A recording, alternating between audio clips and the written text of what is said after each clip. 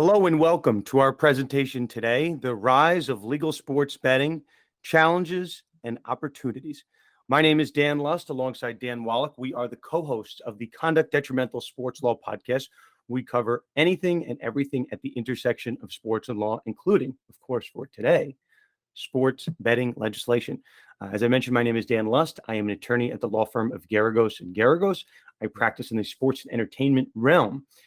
Alongside me, my fellow Dan, we'll say is the sports betting, sports gaming guru. Dan, how about a little bit of an introduction for yourself and your practice?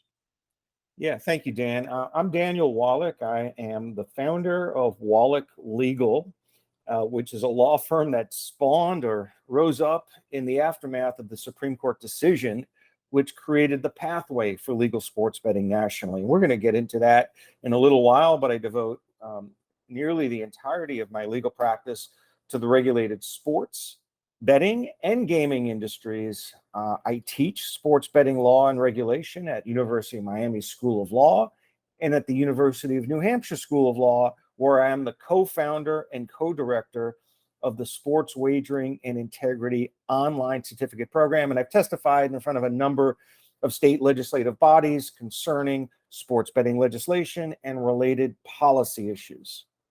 I have not testified in front of any sports gaming issues or anything like that. But Dan, I will call myself a recreational bettor in the state of New York, where sports betting is legal. So what we're going to do today is explain the history of sports betting in our country, where it is going, and some of the interesting issues on a really nuanced level of what we see in each state.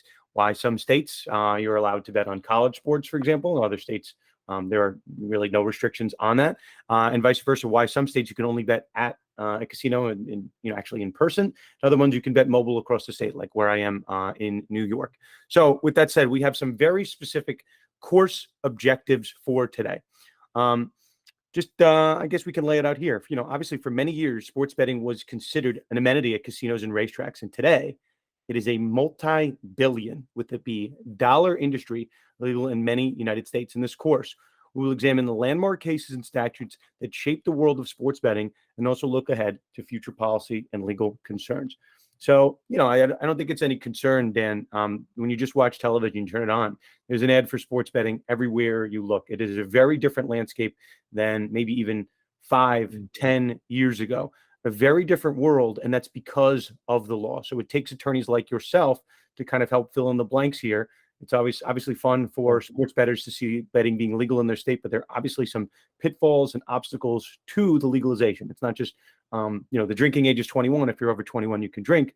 There are a lot more, obviously nuances to that. Okay, so go ahead, Dan.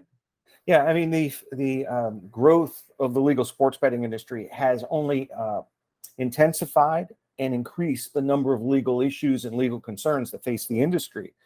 The Supreme Court decision, which opened up the floodgates for legal sports betting, simply outsourced the policymaking to state governments. And now we have regulatory issues, compliance issues, and yes, even legal issues as to whether sports betting can be legislated under state law. And we're going to discuss the role that state constitutions play and tribal gaming compacts. There are a growing number of legal issues that confront attorneys that focus their time on the sports betting and gaming industry. So the need for lawyers and the demand for lawyers with concentration, specialization, and sophistication in this space has only grown.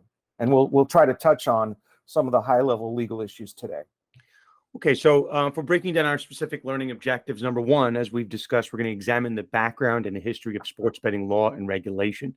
Number two, we're going to explore important stakeholders and the current sports betting climate as we are trending towards even further states legalizing sports betting. Obviously, we're not at all 50 states, but we are, in a world where we are obviously moving a little bit closer to that each day and really each year. And lastly, we're going to consider the future policy concerns and the specific legal battles that are occurring on a state-by-state basis for the legalization of sports betting. Okay, so I think that's really a good place to start.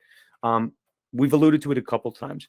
The meteoric rise of United States sports betting. Now, Dan, on our podcast over the last 2 years, Dan, you and I came together on the podcast really in June of 2020, and we were alluding in as many different ways that because of the COVID-19 pandemic and because of the the shortage of revenue in certain states because of the COVID-19 pandemic, perhaps possibly that would speed up the legalization of sports betting across our country. Now, I'm not going to say that's the sole reason, but I do think that that certainly plays a role.